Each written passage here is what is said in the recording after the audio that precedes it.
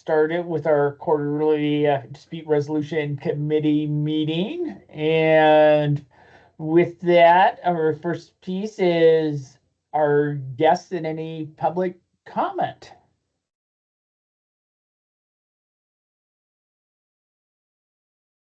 I know that we did have somebody that was going to be here for public comment, but I'm not seeing him.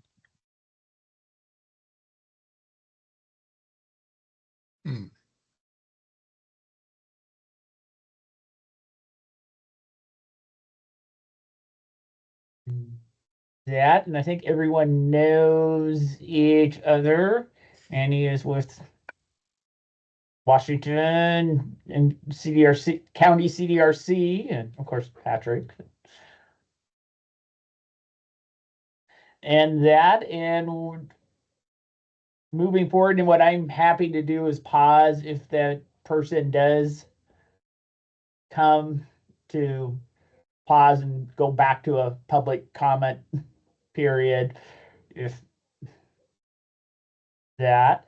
And Rick shared that at 10:30 he does need to jump off for another meeting, and then will be rejoining us. And other logistics is, they said Nathan is at a workshop meeting, but he's going to pop out when they're ready to chat about the last session and more of interest, the upcoming session. And so with that as a fun check-in, does anyone have a really good April Fool's joke that they participated in or received, being that it's also that public one to remind everyone it is April 1st, so beware. Yeah. I once had a girlfriend give me a box of chocolates. We had just started dating, and then come to find out that about 4 or 5 pieces were Baker's chocolate. So that was a fun little joke as I was munching on those. I was in high school. Yeah, but what is NPR usually always does a story in that, and they did one about how they were going to make area codes mobile, like in zip codes, so you could take them with you. And she fell for it. Hook, line, and sinker, and it was like, how are they going to do that? And there's no way, and it's going to be such chaos. And then kind of realized what day it was later on. But I do appreciate some of the news ones that are out there at times. And U of O on their Instagram page this morning had a story that they were going to erect a 250-foot giant O, all lit up with lights, like right smack in the middle of campus. So that was pretty entertaining.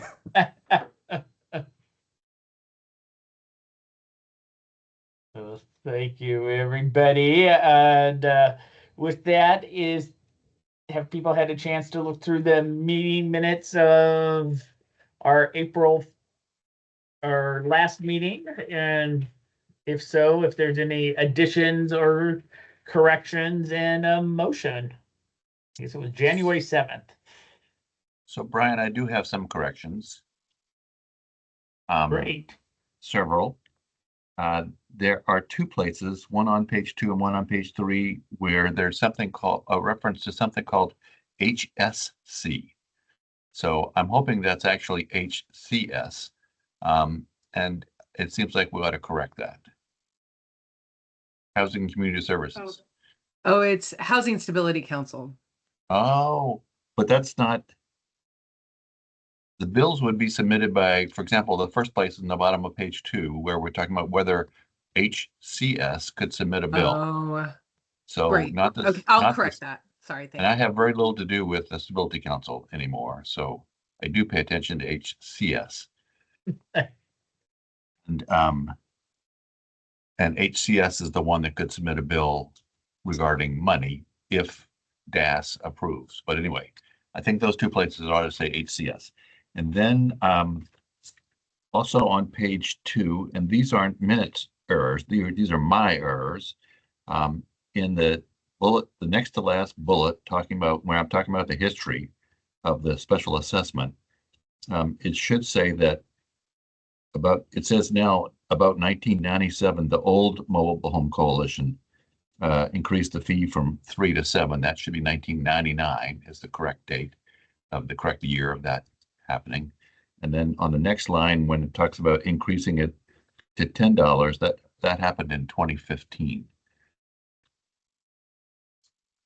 And if I'm going too fast, Shauna, tell me. And then at the top of page 3, the first sentence, first line there says legislation will not increase these fees without bipartisan support. That should say legislature. So the legislature is the one that decides whether to increase the fees. And then at the last line in number 7, Chuck Anderson should be Chuck Carpenter. For some reason, I always call him Chuck Anderson. I'm so sorry. Or I got maybe like we should something all stuck in my head. maybe we should all start But yeah, calling him thank that you. and see what happens. See what happens. But with those amendments, I move approval. Any others? If not, if we can have a second. I'll second it. Great, Pat. Thank you. All in favor, aye, by raising your hand or emoji or. Great. Any opposed? Seeing no opposed, any abstentions? And seeing none. The minutes pass with the corrections from John. And just looking at the agenda here and the timing, you want to try to go, Rick, in the, I see a nod. Sure. I messaged Nathan. He'll be here in 2 minutes. Cool. Yeah, I can get started. He can finish up. Yeah, just want to let everybody know that now that the previous session's over with, finally having some one-on-one time with budget and fiscal and looking over not just current expenses, but future expenses and determining what amount is going to be needed. In the past, we've had general funding assisting the program with funding, and there's been a tremendous change in budgeting due to the lack of income for the state.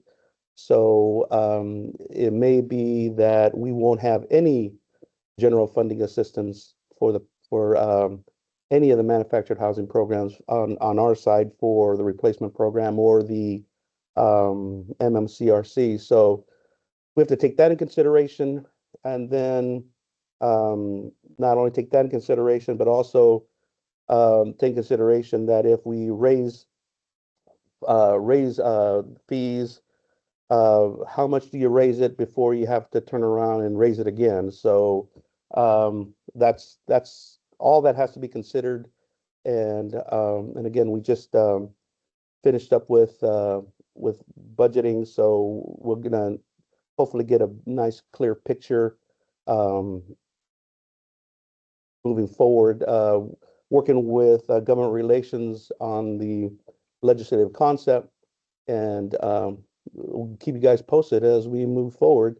And let's see, I don't think and Nathan is working on with me and others on the legislative concept, and so we should, as time progresses, I'll get you guys some updates. But for right now, that's where we are, is at least moving forward. Finally moving forward. Oh, there he is. Hey, Nathan. My apologies. No worries, no worries. I was just talking about the I'm not sure how much of that you caught, but that we're working on the fee assessments and finally getting our budgeting together and putting some numbers together. And your team is assisting with the legislative concept on all that. Wasn't sure if you had any other information you wanted to provide for that. Yeah, hi, good morning, everyone. I'm Nathan Clark. I'm on the government relations team. Apologies for being late. We have an all-day retreat here, so I ran up when Shauna told me it was time to talk. So I always want to share, I know Rick dove in a little bit. So our process here, what we're putting in right now is a legislative concept and fiscal. They are placeholders, so we can continue the conversation both internally and with the governor's office, because at the end of the day, whatever the agency puts forward has to be approved by the governor's office. So we need to make sure we have their buy-in and approval to move these projects forward, or these concepts forward. So we'll continue to refine and work on what these changes could be, these fee increases could be, to make sure that they work for both the agency, make sure they work for our communities, and figure out what the right tone is, and how we make this be sustainable. Because what we don't want to do is have to come back in the 2029 session and have to ask again because of increased costs that everyone is dealing with right now. So that'll be over the next few months. We continue to refine that process, and then we'll continue to begin engagement both with our legislative partners and our community partners to make sure people are understanding what we're doing, why we're doing this, and kind of when we have a finalized package that we're going to move forward with, that we will be asking the legislature to weigh in on. There's a couple different scenarios we're looking at, one of them being just a flat increase. We're also talking about potential increase that then would have some biennium increases attached to that to help us keep up with the rising inflation and other costs, so we don't have to keep going back. So there are conversations we're trying to figure out what works best. And then we will have language if that's approved. So these are all due today by end of business. So we're all here putting these things in today. The governor's office will get back to us within the next couple months on feedback and thoughts and changes and stuff like that. We'll work with them through that. And then if they approve and we move forward, we expect to have some sort of legislative concept language around the fall, and then can really start pushing that out to people and sharing that, as that will also let us know what changes we need to make, because usually by that time we'll have already made changes to what they're writing for us at Ledge Council. So that's kind of what the next few months will look like with this process. So Nathan and Rick, I've got some questions, since this is a subject that I've been closely involved with for decades. And I helped to write and pass the special assessment that tenants pay, the increases, and also the registration fee that landlords pay for their parks and marinas. I was not aware that any general fund money went to MMCRC. So that would be, I think, a valuable piece of information to figure out MMCRC's budget and the sources of funding for that budget. That's one point. And then the second, and not that you're going to do that today or right now. And the second point would be, as I've mentioned before, Rep Marsh is interested in this. And the facility tenants, the marina tenants and the park tenants, have been interested in enforcement as a general term, that somebody, rather than the individuals having to do it, somebody else would be available to enforce the statutes that apply to their tenancies. I've been a proponent for continuing the funding for Samantha's position and perhaps increasing it for a second position, because I have personal knowledge that Samantha is overwhelmed with cases already. And any kind of major litigation will eat her up. And she's at risk of entering one of those right now. So I know that Rep Marsh has mentioned bringing together a work group of stakeholders to try to figure out what is needed and how to address that. So I hope that, Nathan, that you'll be involved with that work group. It hasn't, it's post-session, most legislators take some time off. So other than Rep Marsh walking around with a Statue of Liberty hat on in Ashland, I have not seen her or talked to her. Yeah, our office has kind of used today as that deadline of a lot of things stay more internal, and then once those get submitted, we'll start that external process. So we've been kind of compiling a list of those legislators who are interested. I know, for example, Senator Neera Mislin, I've talked with her staff at length during this last long session about the need for increased staffing for legal services that we provide. So we know that we have some support there as well, and kind of keeping that list to then begin that outreach early on to get their buy-in or their opinions on what they're seeing. And yeah, we don't have any general fund for MMCRC. We do receive general fund for our manufactured home replacement program. But the MMCRC is funded through those fees only. And that replacement program is a Rep Marsh baby. Yep. And she's committed to it. I guess that I also should have said that I know that Patrick Sponsler and the CDRCs are interested in finding a funding source too, and whether that can be included in this would be something worth discussing. I also want to note, because it's in the minutes from the last January meeting, my personal belief as somebody who's lobbied the legislature for years is that we're going to need bipartisan support and support from the stakeholders to increase either of those two fees. The special assessment that the tenants pay, and the registration fee that the landlords pay. And John, I had one question for you. I know in the statute that passed that created this committee, as well as the grant, it actually had a dollar cap for legal services grant. Is that still in place, or did that get removed as a fix in past sessions? That has not changed. Catherine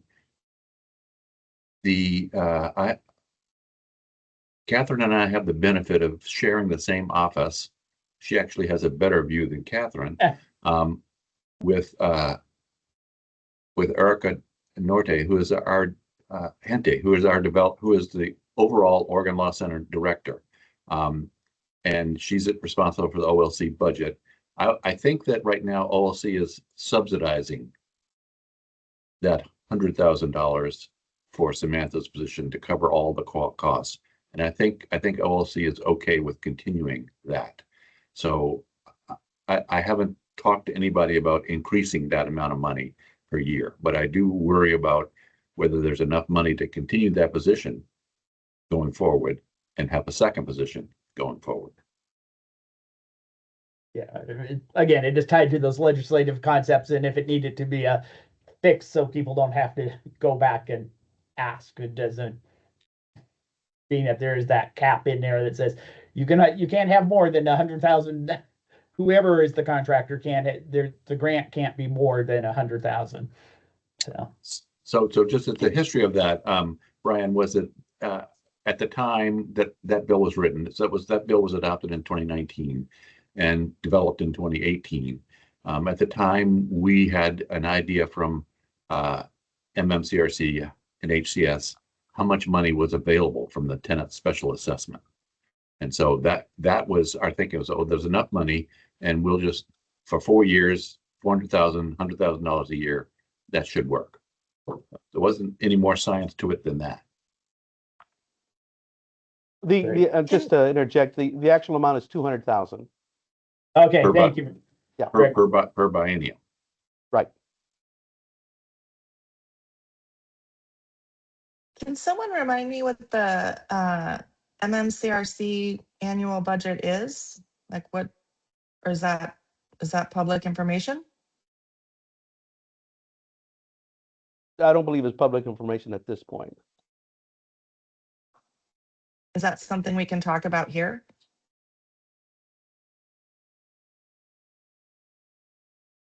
I'm not quite sure. Nathan, is that something?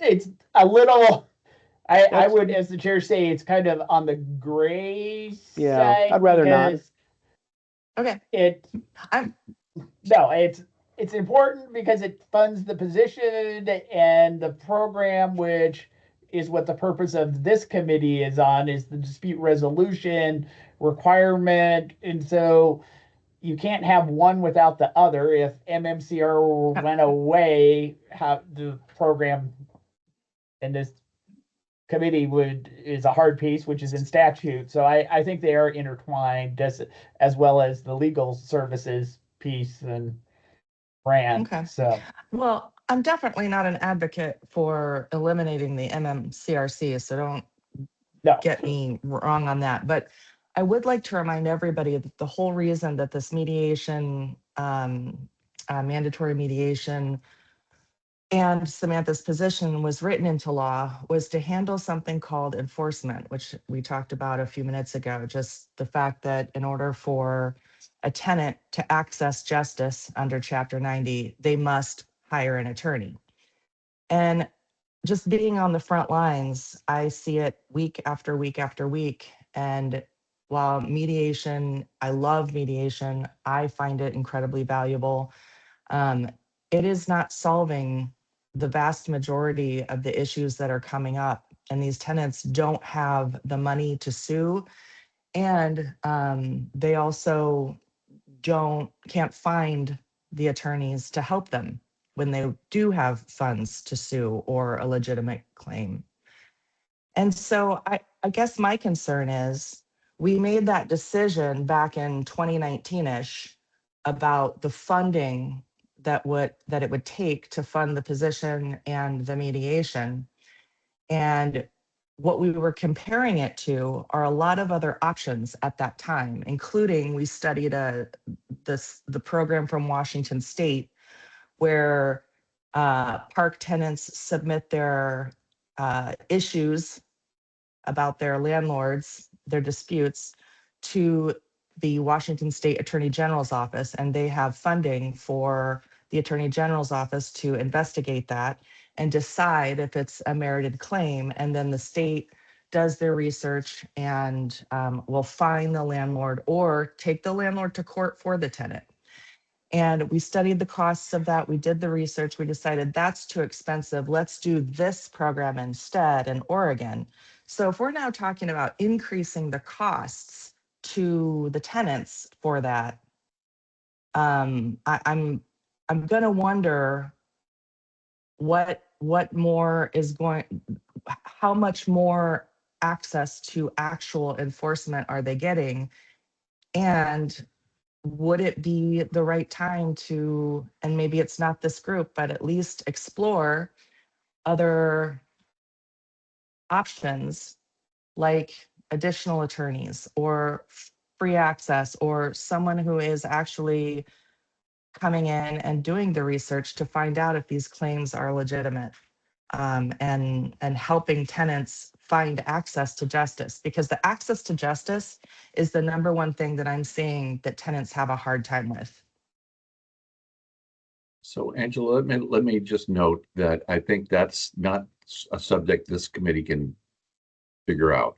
And I think that's part of the purpose of Representative Marsh's proposed work group, which she hasn't taken any steps to do because she was busy with the 2026 session. So I'll make that note. And the second note I'll make is that Senate Bill 586 that created this position viewed the position as an experiment. It had a 4-year sunset. That sunset has been extended in part because it took the state, not HCS, but I think it was the AG's office. It took the state a year and a half to get it off the ground. So we extended it in one of the bills that we did. I can't remember which one, but it was set up as a pilot. But that's not to take away from your argument that enforcement is a huge issue for residents. So I just note that I think that's where that discussion ought to take place in the Representative Marsh group, because it's going to take legislation if you're going to do something different like the Washington State program. Washington State program has the Attorney General enforcing manufactured home park landlord tenant law with complaints, investigating complaints. It also has a budget of over $1 million a year. And with that, I'm going to pause and check with Cindy real quick. Is M. Johnson, is he our public member who? Yes, this is Matthew Great. Johnson here with us. Matthew Johnson. Well, welcome. My name is Brian Grocke. I'm the chair, co-chair of this group in that. We went ahead and started, but I'm glad you're here because what I had shared is that once you arrived, we were going to pause and go back to our public comment section. And because I understand you had a public comment with the meeting and was going to give you that opportunity for, and I know there's some guidelines on the time frame and other pieces, and I know things can get submitted in writing, but with that, wanted to give you that opportunity before a couple of the other people had to jump off. And I'm going to defer to Cindy for the guidelines on public comment, if she is aware of what those are, Rick. I think Shauna would be the one. Oh, Shauna, probably okay. with those. Yeah, thank you. Well, I think Okay. that there it's on the agenda, so we can just, we'll note it in the minutes. Yeah. Whoever has public comment. So is that invitation for me to introduce myself? Yes. Okay. So my name is Matthew Johnson. I'm an attorney here in Eugene. I primarily represent tenants. I'm a litigator. I've been involved. I'm on the board of OSTA. And I'm sure you're all familiar with OSTA. I hope so. And the reason I'm interested in this group, I want to join the committee. And what brought me here is my concern with some problems with the legislation about mediation. And the problem is that there is no, so the law says when a mediation is initiated, there's a statutory clock that starts to run, and things have to happen within that time frame, and other things can happen within that time frame. The problem is there's no definition of initiation. There is absolutely no uniformity with any of the dispute resolution centers in the state. Most of them, in my experience, have absolutely no policy and no procedure to determine and or document when initiation occurs. And I'm looking at having to litigate that issue because, again, there's no policy, there's no procedure, there's nothing out there. Some places that I've contacted, it's you get a hold of a secretary and say, I want to initiate mediation. And they say, oh, well, we'll have a mediator call you back. And then a week later, you get a call back. And so did the mediation initiate when I made that phone call? Maybe I was just calling to ask how to initiate. So was it initiated when I made that phone call? And then is there a record of that phone call? There's no record in some of these places when somebody just calls and makes an inquiry. There's absolutely no policy, no procedure. I have mentioned to Rick before that one of the things that agencies do, the MCR, whatever it is, one of tasks that agencies is to set up rules, regulations, policies to implement the legislation. And Rick's response is, no, we don't do that. And it's like, do you not understand what an agency's role is? That is the role of an agency, is to design, set up policies. I mean, and this would be like really easy. Just say, okay, initiation occurs when either a tenant or a landlord signs a document saying, I want to initiate mediation. Be a one-page, easy one-page document. I even offered to make one. And so I think that maybe if this committee said, hey, yeah, no, we need to have a uniform statewide policy because I don't want to have to litigate this in every county in the state. I mean, I'm looking at litigating this in Coos County. And, you know, I've dealt with mediation here in Lane County, and I've dealt with it in some of the counties. I don't want to have to litigate in every county what initiation means. This agency should have a clear policy. They should have a document that's a uniform document that every dispute resolution center in the state is going to use.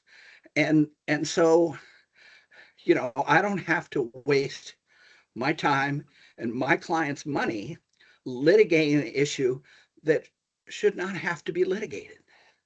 There should be a clear, simple, easy policy and one simple little document that a tenant signs, a landlord signs, and say, I am initiating mediation. And then that statutory clock could start to run. And there wouldn't be a fight about that. And so that's what the issue that has brought me here.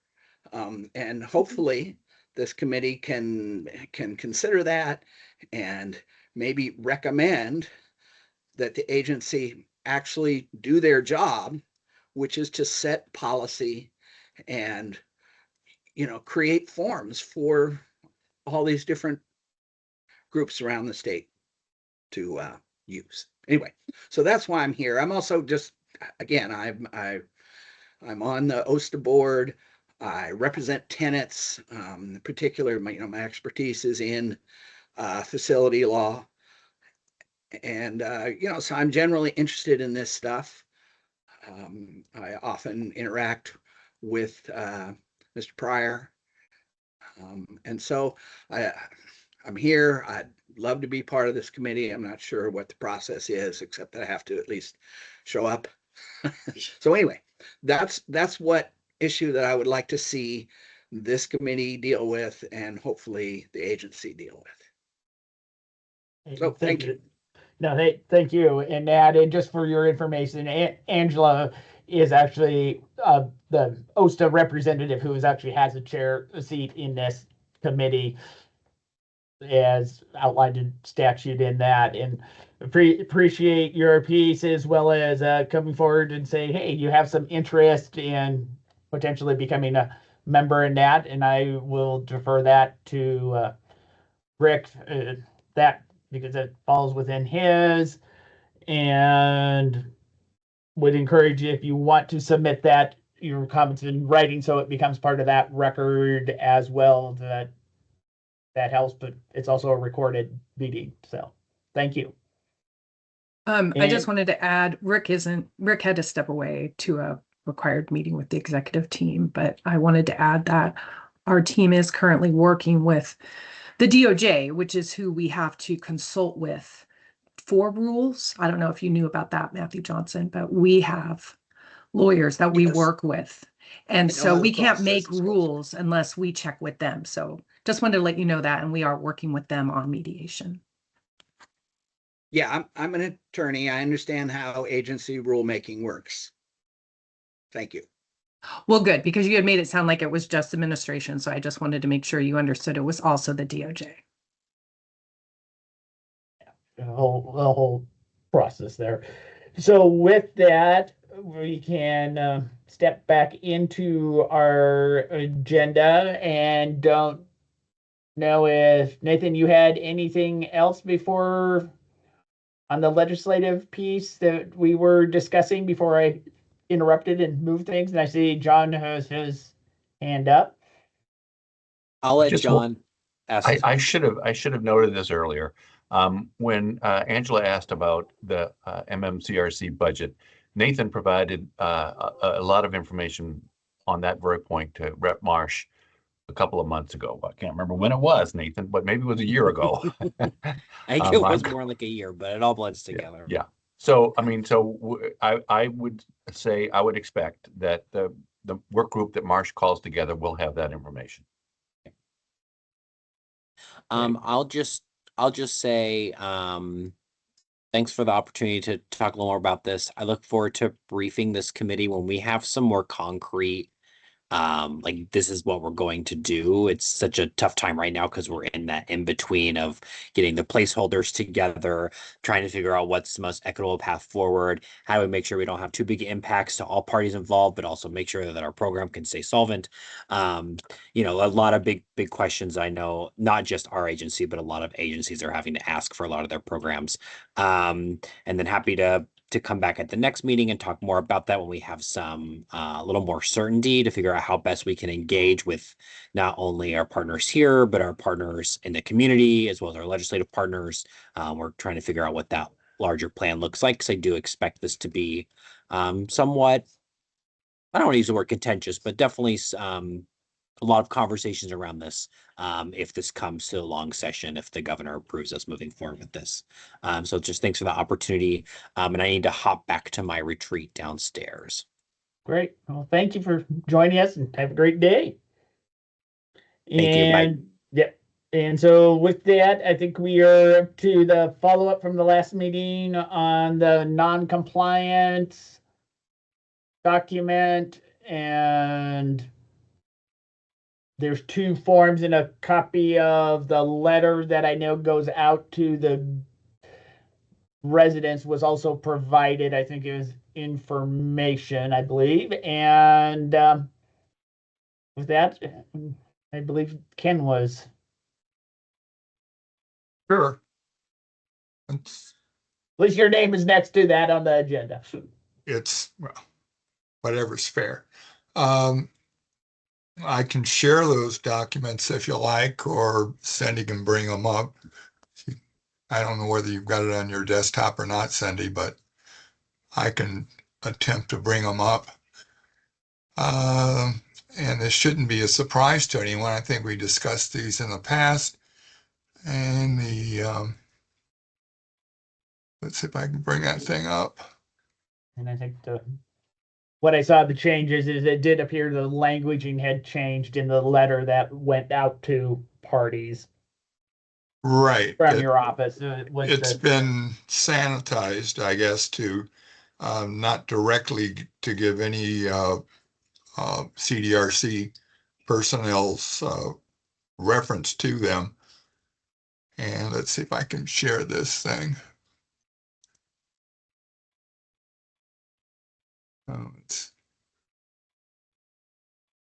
Did that work? Yep. Yes. So I think you can see it. And this is the letter that actually goes to the parties. It will go to both parties. And that comes from your office, I believe. Correct. Yeah. So I don't think there's anything that's earth-shaking about any of this. I think that's what we discussed. Comments, I think in the past, Heather had some concerns, so I believe this should satisfy all of those concerns. So much for that. I'll try to pull up the form that we're looking to receive from the CDRCs. Let me see. I think it was just there, I think. How about now? And it's very similar, and basically has when things started, when they closed, and basically the responsible parties and their roles. Yeah, and that's not showing at the moment, at least on my screen. I don't know if others are. Let's see. I see Shauna shaking no. What about now? Now, yes. Okay. So there's nothing controversial, I believe. Yeah, my only request would be just to stick a footnote on the bottom that say if there's additional parties, please attach additional sheets if needed for additional parties. Sure. So direction on that. Done. So, or they can actually fill out, multiple sheets. Right, Either no, way. I guess it was just giving that direction is what I'm asking, so Yeah. that in the future, if someone picks it up, they say, oh, I got 4 parties, what do I do? And if it said that on the bottom, it would, Yeah. So I think this has all been discussed Yeah. fairly clearly. I have not received a lot of these. And I'm really, tentatively, I've been holding the few that I have because, again, the Matthew's question on clarity on when, in fact, it starts, a mediation starts. Apparently, that's a need for to make a legal case, and there's ambiguity in terms of how it's processed.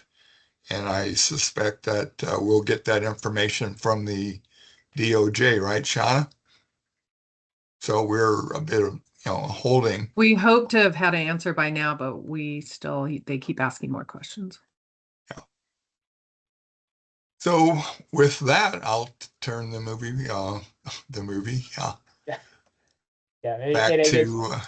back to Brian and carry on. I had one, and I don't see if other people have their hand out, is non-conforming, and just add the word request, because as a center, I do not determine if something is mandatory or not, because that would involve interpreting statute to say it falls in. But if the party is requesting a mandatory mediation, that's the verbiage. But I don't, that would just be the only little nuanced piece of. You've lost me, Brian. I'm not sure what you're asking. When a party calls, it is up to the party to say, I am requesting a mandatory mediation. And if they say that, I don't determine if it is within the statute or not within the statute of mandatory. No, do you want me to add something that says the CDRC absolves any responsibility? Just that it would be a non-conforming request for mandatory mediation outcome notice.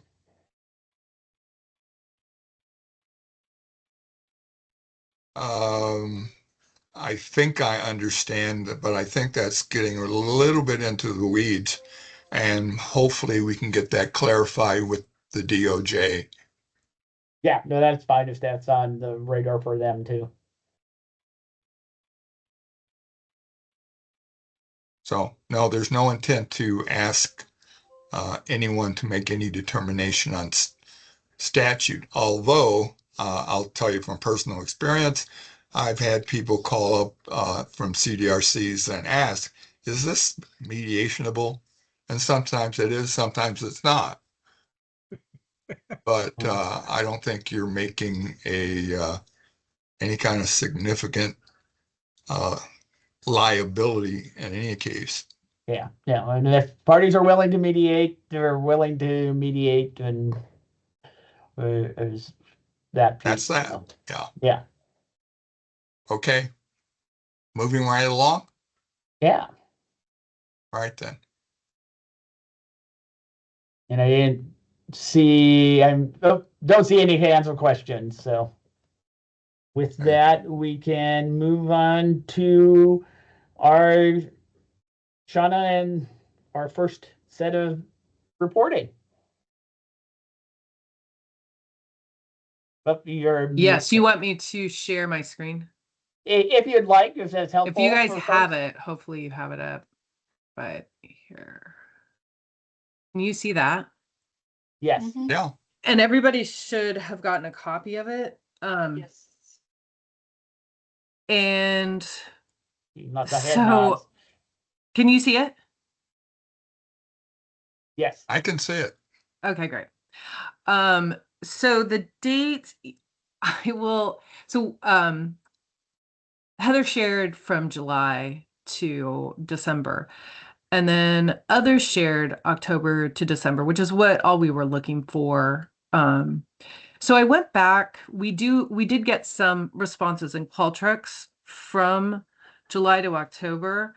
but it's really confusing.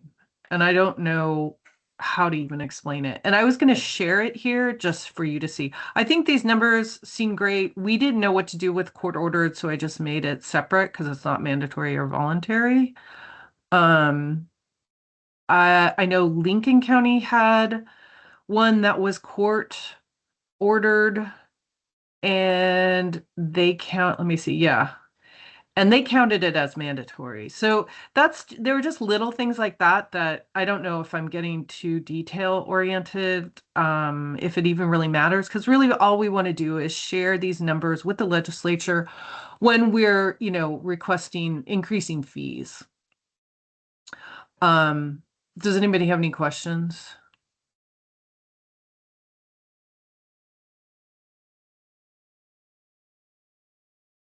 It's very, very nice to have timely data, and I know it was a journey to get here, and glad, and I know the centers will be submitting their survey data, and that is every Also, 6 months. It's on a different reporting timeline, I and the only two that didn't respond were community. They haven't responded at all about anything. They haven't asked for money. The people in Vancouver and Tillamook, I don't know if she had any. I reached out, but they didn't say anything. And then the others that didn't have any, they let me know. But it's definitely, I feel like this is here. I'll just share with you if you can see it. Can you see this one? This is, and I can send it out later, but like I don't even know, it's like mediator surveys, total participants, and then these numbers don't add up to these numbers. Like they're all just different. Like Hillsborough was the whole report, which is what the whole frustration was amongst the CDRCs, is noticing that, hey, I submitted one set of numbers and it's different, right. And just again, reliability in numbers. Yeah, I can see what you were talking about, and I can see why Stephen wouldn't count them, even though they were in there. And there is one for the third quarter, Brian. It says like 212 participants for you, which could be the case, but then nothing happens afterwards. So I was like, I didn't know how to count them. And the thing we're going to add for the next quarter is number of participants. We want to add that. So that'll just be another list that Heather and Brian and I were all like, we just forgot to add it. So that's it. If nobody else has questions. Yeah, it's great. This is going to be really easy for us to share with legislature when it gets to that point.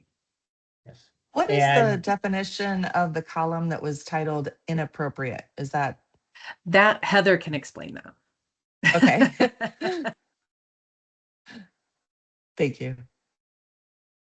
So in our center, inappropriate would be if there was some form of communication barrier or something that, especially mental health, where we were not able to communicate in any way that would make us comfortable asking them to sign an agreement or a consent, that we didn't believe that there was that.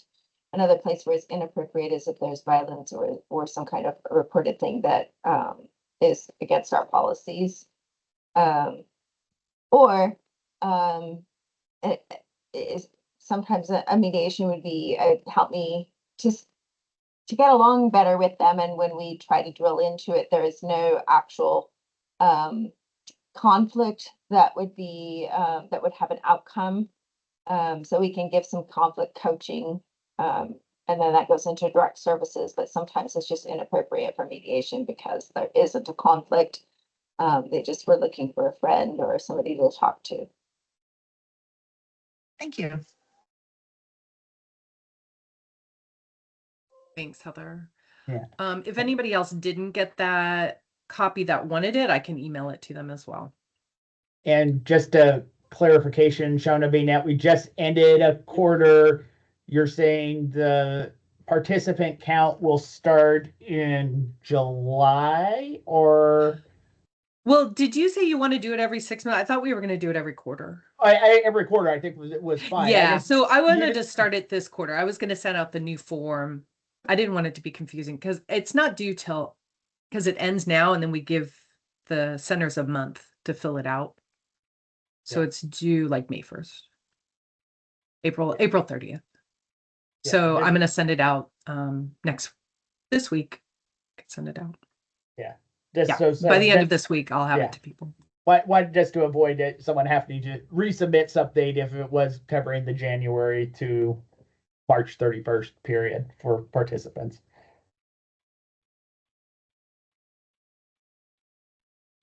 Other items? If not, we can move forward to actually our next meeting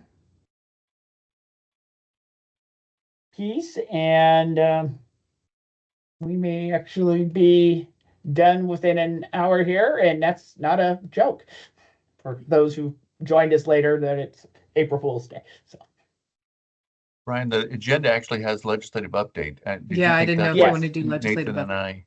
yes, thank you.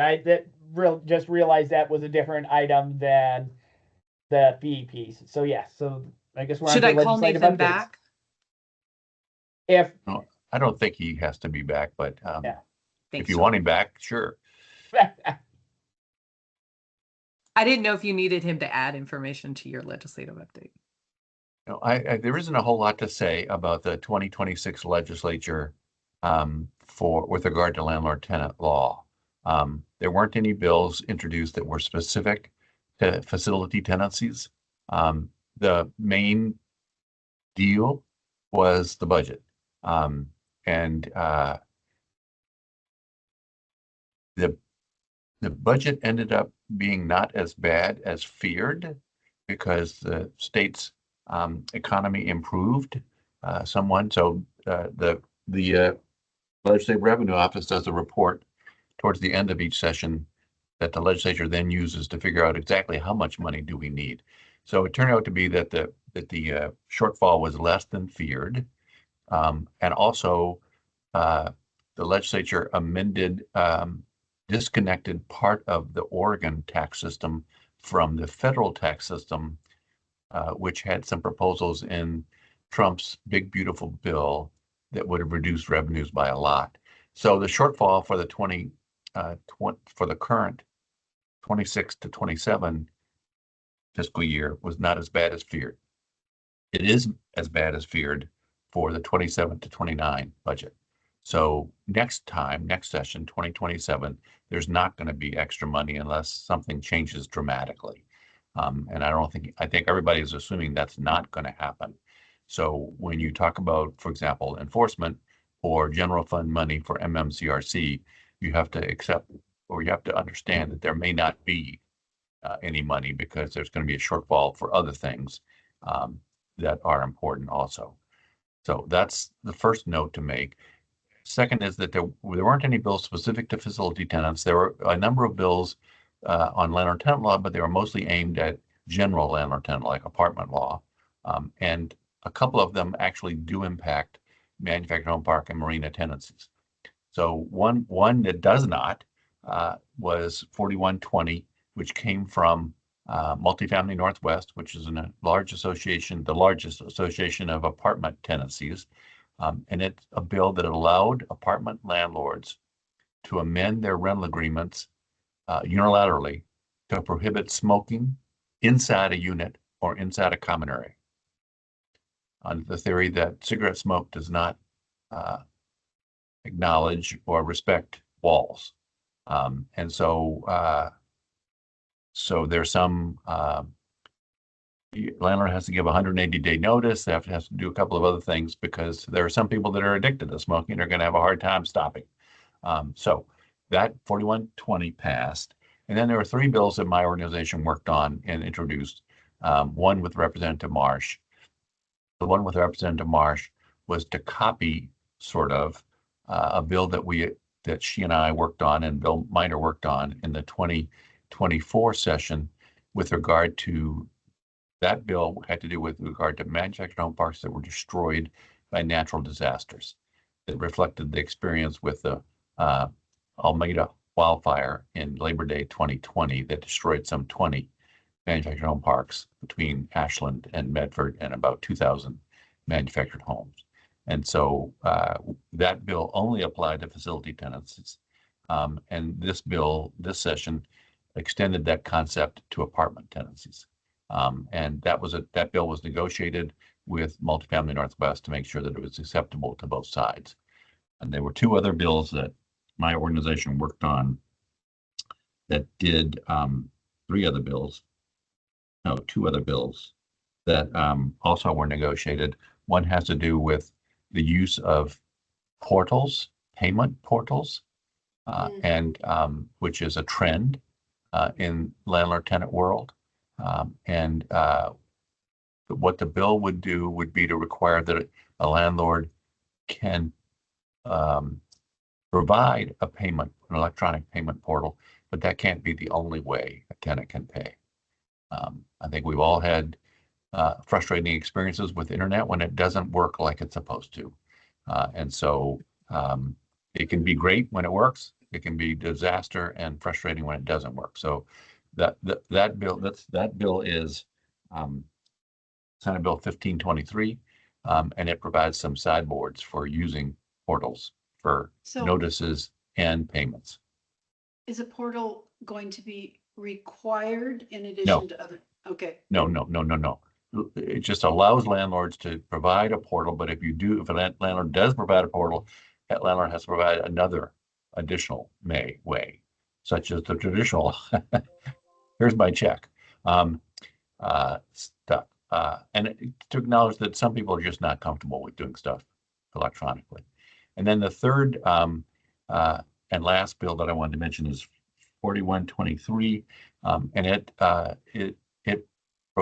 prohibits landlords from disclosing certain confidential information. Anyway, that bill was also negotiated with Multifamily Northwest. I think it was shared with Manufactured Housing Communities of Oregon, MHCO, and MHCO didn't have any concerns. Multifamily Northwest, of course, always has concerns these days, but it was negotiated, and Multifamily Northwest got to neutral. So what that bill basically identifies certain categories of information, like your social security number, your telephone number, your immigration status, that a landlord can't share without a court order. So that last item obviously is aimed at ICE, trying to make landlords tell ICE whether any of the residents are illegal immigrants. Any other questions? Oregon Law Center is working on possible bills for the 27th session. None of them are specifically aimed at facility tenancies other than the funding thing that we've just talked about today.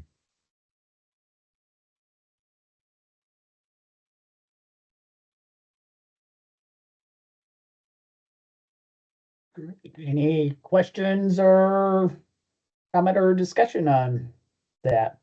Thank you, John.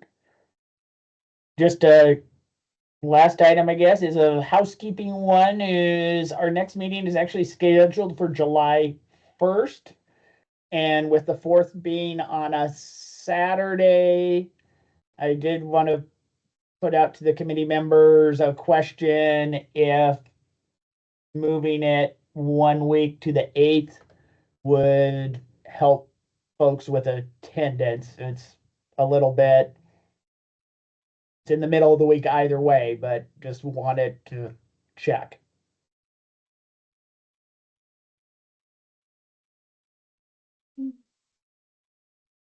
I'm good.